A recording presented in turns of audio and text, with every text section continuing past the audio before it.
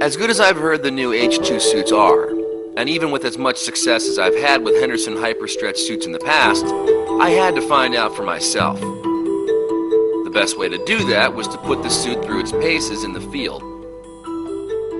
Bonaire, shore diving capital of the Caribbean, and a place where I can not only get in 5 to 6 dives a day, but do all of them from shore.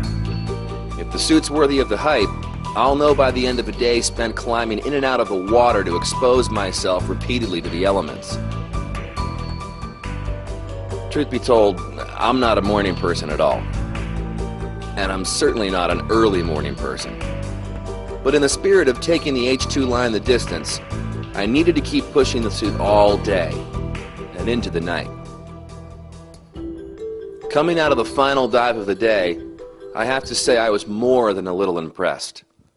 With the way the legs are set up, where you can open the Velcro straps in the legs, incredibly easy to get into, strap them back down, and there's no sacrifice with this design in terms of water transfer, which is great. So an incredibly warm suit.